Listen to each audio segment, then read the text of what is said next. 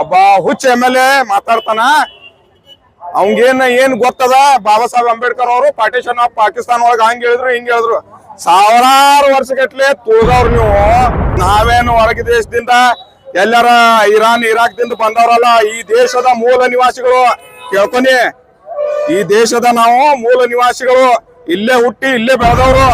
ಇಸ್ಲಾಂ ಧರ್ಮ ಬಂದಾಗ ಸಮಾನತೆಯನ್ನು ಕಂಡಾಗ ನಾವೆಲ್ಲರೂ ನಮ್ಮ ಪೂರ್ವಜರು ಮುಸ್ಲಿಮರಾಗಿ ಕನ್ವರ್ಟ್ ಆಗ್ಯಾವ. ನಾವು ಮಾಜಿ ದಲಿತರು. ನೀ ಏನಾರು ತಿಳಿದಿರ್ಬೇಕು. ಅಲ್ಲಿಂದ ಬಂದಾರ ಮಕ್ಳು ಹಿಂಗ ನಡೆ ನಿನ್ನಂತವ್ರು ಬಾಳ ಮಂದಿ ಬಂದಾರ, ಬಾಳ ಮಂದಿ ಹೋಗ್ಯಾರ. ನಮ್ಮ ಇದ್ರೊಳಗ ಫಿರೋನ್, ಹಾಮಾನ್, ಶದ್ದಾದ್, ನಮ್ರೂದ್ ಇಂಥವ್ರೆಲ್ಲಾರು ಏನು ಕಿತ್ಕೊಳಕ್ ಆಗ್ಲಿಲ್ಲ. ನೀ ಏನದ ಒಂದ್ JJB MLA ಮಗನಾನಿ. ಇದೆಲ್ಲ ಬಾಳ ಅದಾವ. ಇನ್ನು ಮುಂದಿನ ದಿನಗಳಲ್ಲಿ ನಿನಗ ಬರೋಬ್ಬರಿ ಮಾಡುವಂತ ವ್ಯವಸ್ಥೆ ಕೂಡ. ಯಾಕಂದ್ರ ಈ ಸೂಫಿ ಸಂತರ ನಾಡಿದು, ಬಸವಣ್ಣನವರು ಬೀಡಿದು. ಇಂತಲ್ಲಿ ಜಾತಿವಾದಿ ತನ ನಡೆಯಂಗಿಲ್ಲ. ನೀ ಬರೇ ನಿನ್ ರಾಜಕೀಯ ಜಾತಿ ತಂದು ಸೇರಿಸ್ತಿರ್ಬೇಕು. ಇವೆಲ್ಲ ಮುಗ್ದದ ಕತಿ. ಸುಮ್ಮ ಅವರು 200 ರೂಪಾಯಿ ಬೈಯೋದು, ಅವಂಗ್ ಬೈಯೋದು ಮಾಡ್ಕೋತ ರಾಜಕೀಯ ಮಾಡತ್ತಿ. ಮಾಡ್ಕೊತ ಹೋಗು. ಇನ್ನು ಮನೆಗ್ ಕೊಂಡ್ರೋದು ಪರ್ಮನೆಂಟ್ ಗ್ಯಾರಂಟಿ ಆಗೈತೆ ನಿಮ್ದು.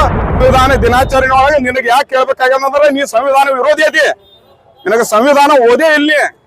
ಸಂವಿಧಾನ ಓದ್ಕೋ, ಆಮೇಲೆ ಮುಂದೆ ಮಾತಾಡತ್ತ. ಟಿಪ್ಪು ಸುಲ್ತಾನ್ ಅವರು ಈ ಬ್ಯಾಕ್ವರ್ಡ್ ಕ್ಲಾಸ್ ಹೆಣ್ಮಕ್ಳಿಗೆ ರವಿಕೆ ಹೊದಿಸಿದವರು.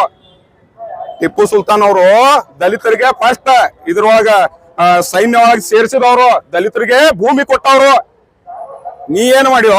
ನೀ ಬರೇ ದೌರ್ಜನ್ಯ ಮಾಡೋರು ಪರವಾಗಿದ್ದಿ. ದೌರ್ಜನ್ಯ ಮಾಡಿದವ್ರು ಒದ್ದಾರವ್ರು.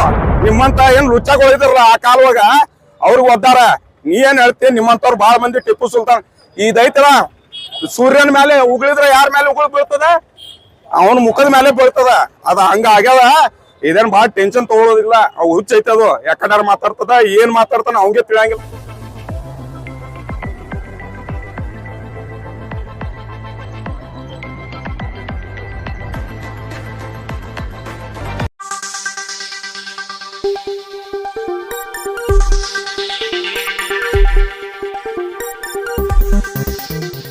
यस न्यूज में आप सभी दर्शकों का स्वागत है। मैं आपके साथ इलियास बड़ेघर।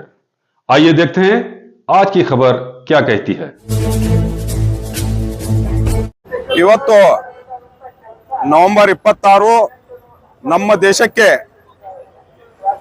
ನಮ್ಮೆಲ್ಲರ ನಾಯಕರು ಹಾಗೂ ಸಮಾನತೆಯ ಹರಿಕಾರರಾದಂತಹ ಡಾಕ್ಟರ್ ಬಾಬಾ ಸಾಹೇಬ್ ಅಂಬೇಡ್ಕರ್ ಅವರು ಸಂವಿಧಾನ ಶಿಲ್ಪಿ. ನಮ್ಮ ದೇಶಕ್ಕೆ ಸಂವಿಧಾನವನ್ನು ಸಮರ್ಪಣೆ ಮಾಡಿದ ದಿನ. ನಾವೆಲ್ಲರೂ ಈಗ ಸಮಾನತೆಯ ಬದುಕನ್ನು ಬದುಕ್ತಾ ಇದ್ದೇವೆ ಅಂದ್ರೆ ಅದಕ್ಕೆ ಮೂಲ ಕಾರಣ ಭಾರತ ರತ್ನ ಡಾಕ್ಟರ್ ಬಾಬಾ ಸಾಹೇಬ್ ಅಂಬೇಡ್ಕರ್ ಅವರು. ಇವತ್ತು ನಾವು ಅವ್ರಿಗೆ ಈ ಸಂದರ್ಭದಲ್ಲಿ ನೆನೆಸುತ್ತಾ ಇಡೀ ವಿಶ್ವಕ್ಕೆ ಮಾದರಿಯಾದಂತಹ ಸಂವಿಧಾನ ನೀಡಿದಂತಹ ಹಾಗೂ ಎಲ್ಲ ಮಹಿಳೆಯರಿಗೆ, ಕಾರ್ಮಿಕರಿಗೆ, ಬಡವರಿಗೆ, ದೀನದಲಿತರಿಗೆ, ಅಲ್ಪಸಂಖ್ಯಾತರಿಗೆ ಎಲ್ಲರಿಗೂ ಕೂಡ ಸಮಾನತೆಯನ್ನು, ಎಲ್ಲರ ಹಕ್ಕುಗಳನ್ನು ರಕ್ಷಣೆ ಮಾಡಿದಂತಹ ಸಂವಿಧಾನ ನೀಡಿದಂತಹ ಬಾಬಾ ಸಾಹೇಬ್ ಅಂಬೇಡ್ಕರ್ ಅವರಿಗೆ ನಾವೆಲ್ಲರೂ ನೆನೆಸ್ಬೇಕಾಗ್ತದೆ.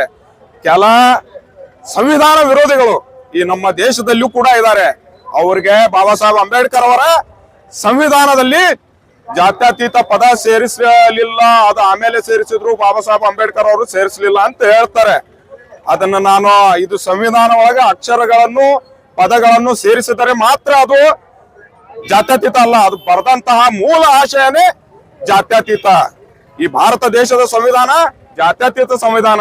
ಇದನ್ನು ಇಡೀ ವಿಶ್ವದ ನಾಯಕರು ಗೌರವಿಸಿದ್ದಾರೆ. ನಮ್ಮ ಮಹಾತ್ಮ ಗಾಂಧೀಜಿ ಅವರು, ನೆಹರು ಅವರು, ಇಡೀ ನಮ್ಮ ನಾಯಕರು, ಮೌಲಾನಾ ಅಬುಲ್ ಕಲಾಂ ಆಜಾದ್ ಅವರು, ಎಂತೆಂತ ಮಹಾನ್ ನಾಯಕರು ಇದನ್ನು ಸಂವಿಧಾನ ಒಪ್ಪಿಕೊಂಡು ಸಮರ್ಪಣೆ ಮಾಡಿದಂತ ದಿನ. ಇವತ್ತು ನಾವು ಅವ್ರಿಗೆ ನೆನೆಸುವಂತ ದಿನ. ಮತ್ತೊಂದು ಕಡೆ ಈ ದಿನವನ್ನು ಕೆಲ ಉಗ್ರವಾದಿಗಳು ನಾವು ತೀವ್ರವಾಗಿ ಖಂಡಿಸುತ್ತಾ ಈ ನಮ್ಮ ಪಕ್ಕದ ದೇಶ ಇದೇ ದಿನ ಮುಂಬೈ ದಾಳಿ ಮಾಡಿ ನಮ್ಮ ಭಾರತೀಯರ ಮೇಲೆ ದೌರ್ಜನ್ಯ ಎಸಗಿ ಕೊಲೆಗಳನ್ನು ಮಾಡಿ ನಮ್ಮ ಮೇಲೆ ಆತಂಕವಾದಿಗಳಿಂದ ಹಲ್ಲೆ ಮಾಡಿಸಿದರು. ಇದನ್ನು ಕೂಡ ಈ ಸಂದರ್ಭದಲ್ಲಿ ತೀವ್ರವಾಗಿ ಖಂಡಿಸುತ್ತಾ ಏನು ತೀರಿ ಹೋಗಿದ್ದಾರೆ. ಈ ಸಂದರ್ಭದಲ್ಲಿ ಹುತಾತ್ಮರಾದ, ಶಹೀದ್ ಅಂತೀವಿ ನಾವು, ಹುತಾತ್ಮರಾದ ಎಲ್ಲರಿಗೂ ನಾವು ಇವತ್ತು ಗೌರವ ಪೂರ್ವಕವಾದ ಶ್ರದ್ಧಾಂಜಲಿ ಕೂಡ ಮಾಡುತ್ತಿದ್ದೇವೆ.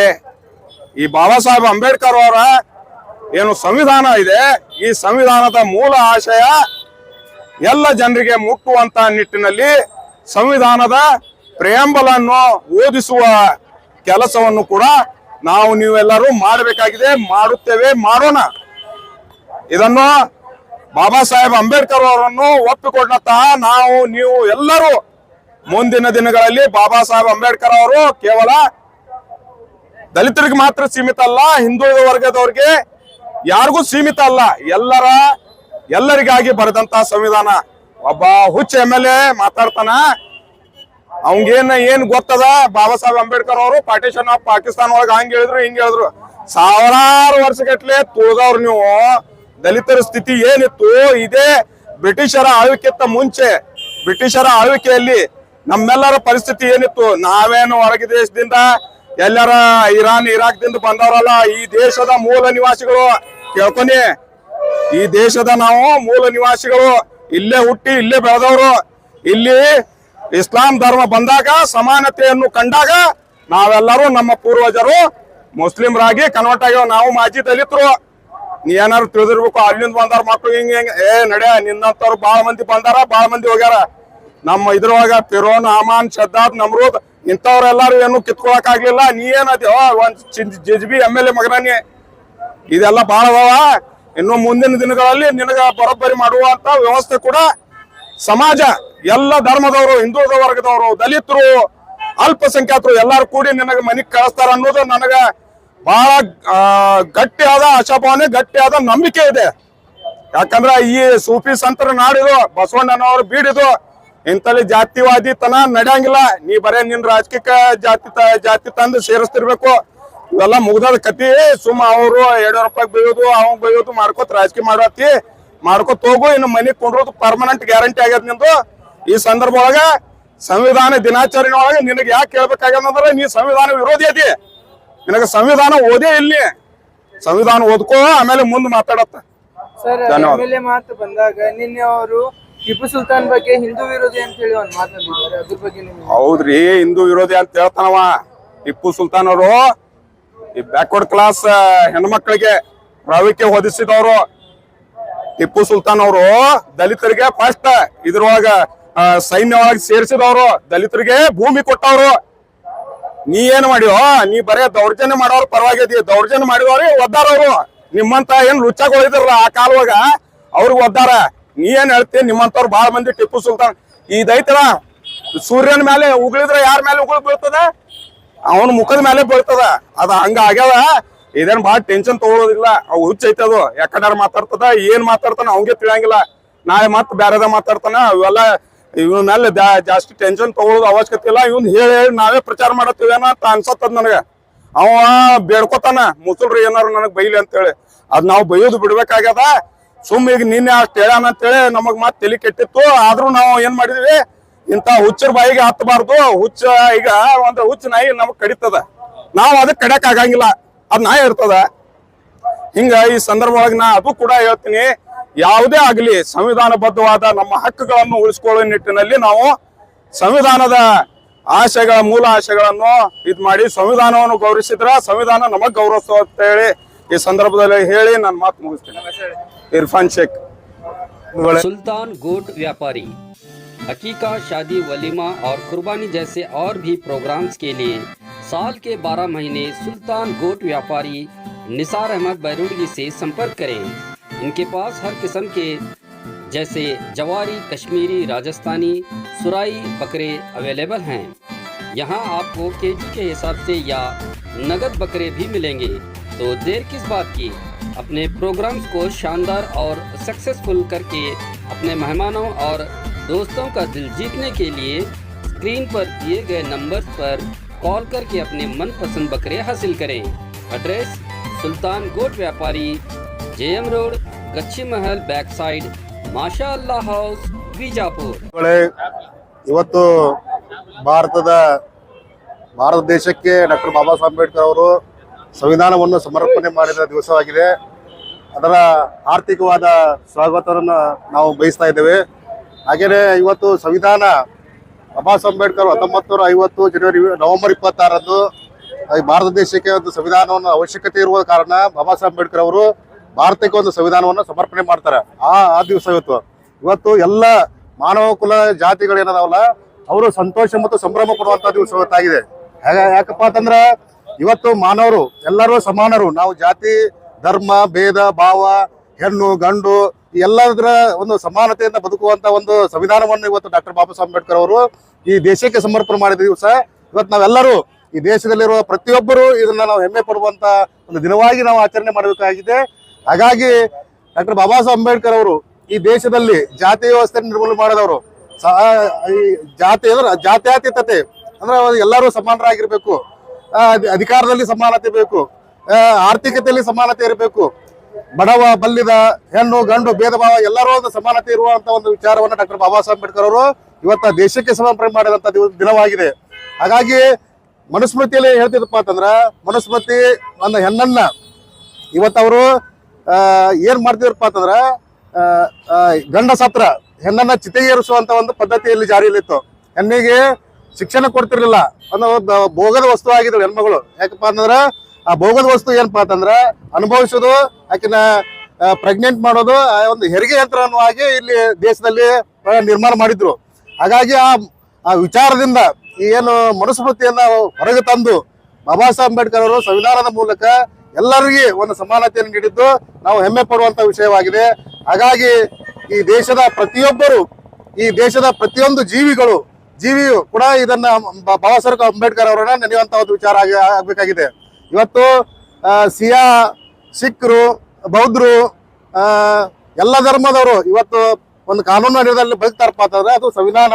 ಆ ಸಂವಿಧಾನ ಅಡಿಯಲ್ಲಿ ನಾವು ಇವತ್ತು ಬದುಕ್ತಾ ಇದೀವಿ. ಅಂದ್ರೆ ಸರ್ವ ಜನಾಂಗದ ಶಾಂತಿಯ ತೋಟ, ಕುವೆಂಪು ಅವ್ರು ಹೇಳಿದ ಹಾಗೆ ನಾವೆಲ್ಲ ಸರ್ವ ಜನಾಂಗದ ಶಾಂತಿಯ ತೋಟ ತರ ನಾವು ಬದುಕಬೇಕಾಗಿತ್ತು ಇವತ್ತು.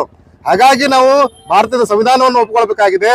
ಈ RSS ಮತ್ತು ಮನುವಾದಿಗಳು ಅವರು ಈಗ RSS ಹುಟ್ಟಿ 100 ವರ್ಷ ಆಗಿದೆ. ಆ 100 ವರ್ಷ ಸಂಭ್ರಾಚರಣೆಯಲ್ಲಿ ಈ ದೇಶದ ಒಂದು ಸಂವಿಧಾನವನ್ನು ಬದಲಾವಣೆ ಮಾಡಕ್ ಹೊರಟಿದ್ರು ಅವರು. ಅವರಿಗೆ ಸಮಾನತೆ ಬೇಡವಾಗಿದೆ. ಇವತ್ತು ಜಾತಿ ವ್ಯವಸ್ಥೆ ಬೇಕಾಗಿದೆ, ಮಹಿಳೆಯರ ಶೋಷಣೆ ಬೇಕಾಗಿದೆ, ದಲಿತರ ದೌರ್ಜನ್ಯ, ಅಪಮಾನ, ರೇಪು ಇವೆಲ್ಲ ಮಾಡುವಂತ ಒಂದು ವ್ಯವಸ್ಥೆ ಕೂಡ ಅಲ್ಲಿ ಆಗ್ತಾ ಇದೆ. ಅದಕ್ಕಾಗಿ ನಾವು RSS ಅನ್ನ ಈ ಸಂದರ್ಭದಲ್ಲಿ ಖಂಡಿಸ್ತಾ ಇದ್ದೀವಿ. RSS ಏನು ಒಪ್ಕೋತಿತ್ತಪ್ಪ ಅಂತಂದ್ರ ಮನುಸ್ಮೃತಿಯನ್ನು ಡಾಕ್ಟರ್ ಬಾಬಾ ಸಾಹೇಬ್ ಅಂಬೇಡ್ಕರ್ ಅವರು ಬಹಿರಂಗವಾಗಿ ಸುಟ್ಟಾಕಿದವರು. ಸುಟ್ಟಾಕಿದವರು ಯಾರಾದ್ರೂ ಇದ್ರು ಡಾಕ್ಟರ್ ಬಾಬಾ ಸಾಹೇಬ್ ಅಂಬೇಡ್ಕರ್ ಅವರು. ಈ ದೇಶದಲ್ಲಿ ಎಲ್ಲರೂ ಸಮಾನತೆಯಿಂದ ಬದುಕಬೇಕು, ರಾಜಕೀಯವಾಗಿ ಆರ್ಥಿಕವಾಗಿ ಎಲ್ಲಾ ರೀತಿಯಿಂದ ನಾವು ಸಮಾನತೆಯಾಗಿ ಬದುಕುವಂತ ನಮ್ಗೆ ಅವಕಾಶ ಕೊಟ್ಟಿದ್ದು ಈ ಭಾರತದ ಸಂವಿಧಾನ ಅನ್ನುವಂತ ಮಾತನ್ನು ಕೂಡ ಈ ಸಂದರ್ಭದಲ್ಲಿ ನಾವು ಹೇಳಕ್ ಬಯಸ್ತಾ ಇದ್ವಿ. ಹಾಗಾಗಿ ಇನ್ನೊಂದು ಇವತ್ತು ನಾವು ಕರ್ನಾಟಕದಲ್ಲಿ ಸಂಘರ್ಷ ಅಂಬೇಡ್ಕರ್ ವಾದದಿಂದ ಇವತ್ತು ಸರ್ವ ಸದಸ್ಯರ ಒಂದು ಅಭಿಯಾನವನ್ನು ಕೂಡ ಇವತ್ತು ಹಮ್ಮಿಕೊಂಡಿವ, ಇವತ್ತು ಚಾಲನೆ ಕೊಡ್ತಾ ಇದ್ದೀವಿ. ಅಂದ್ರೆ ರಾಜ್ಯದ ಎಲ್ಲಾ ಜಿಲ್ಲಾ ಕೇಂದ್ರಗಳಲ್ಲಿ ಅದನ್ನು ಕೂಡ ಈ ಸಂದರ್ಭದಲ್ಲಿ ಹೇಳಕ್ಕೆ ಬಸ್ತಾ ಇದ್ದೇವೆ. ನಮ್ಮ ಹೆಸರು ಸಂಜು ಕಂಬಾಗಿ, ಕರ್ನಾಟಕದಲ್ಲಿ ಸಂಘರ್ಷ ಅಂಬೇಡ್ಕರ್ ವಾದ ಬೆಳಗಾವಿ ವಿಭಾಗೀಯ ಸಂಚಾಲಕರು, ವಿಜಯಪುರ. अस्सलाम वालेकुम रहमतुल्लाहि वबरकातुहू। सबसे पहले तो मैं भारत के एक वासी को कानून की स्थापना दिवस की मुबारकबाद पेश करता हूँ। 26 नवंबर 1950 को भारत देश का कानून अमल में आया। इस कानून को अमल में लाने वाले बाबा साहेब अंबेडकर साहब, जिन्होंने सेक्युलर की बुनियाद पर भारत देश के कानून को लिखा, भारत देश के एक वासी का ख्याल रखते हुए, एक धर्म का ख्याल रखते हुए भारत के संविधान को बखूबी पूरी पारदर्शिता के साथ लिखा, जिसमें अमीर से अमीर, गरीब से गरीब, औरत मर्द बच्चे, हर धर्म के हर जाति के लोगों को उनके हिसाब से जीने के हक, बोलने का हक अगर किसी ने दिया है तो बाबा साहेब अंबेडकर ने। हमें चाहिए बाबा साहेब अंबेडकर के संविधान को आज जिस तरह खत्म करने की, उसे बदलने की एक नाकाम कोशिश की जा रही है। इस नाकाम कोशिश को RSS, बीजेपी और इनके ही सोच के, इनके ही घटिया मानसिकता के सोच रखने वाले आए दिन बाबा साहेब अंबेडकर के संविधान को खत्म करने का और उनके खास करके दलित समाज को जिस तरह टारगेट किया जा रहा है, उनको नीचा दिखाने की एक नाकाम कोशिश की जा रही है, वो मंजरे आम पर है। जिस तरह आरएसएस को देश विरोधी गतिविधि करने वालों को हीरो बताया जा रहा है, जिस तरह देश के हीरोओं को, देश के जिन्होंने ब्रिटिश के साथ, जिन्होंने हिंदुस्तान के विरोध, जितने भी मुल्क थे उनके खिलाफ लड़ने वालों को आज देश विरोधी बताया जा रहा है। मैं आपके माध्यम से कहना चाहूंगा, ये जो आरएसएस है, राष्ट्रीय संघेलिक संघ, ये पूरी तरह से भारत को तोड़ने की नाकाम कोशिश कर रहा है। जिस तरह ये आज सक्रिय है भारत को तोड़ने में, आने वाले दिनों में हम सबको, भारत के एक एक वासी को संविधान की रक्षा करने के लिए बाबा साहेब का, अंबेडकर का झंडा पकड़ करके हमें एक प्लेटफॉर्म पे आने की जरूरत है।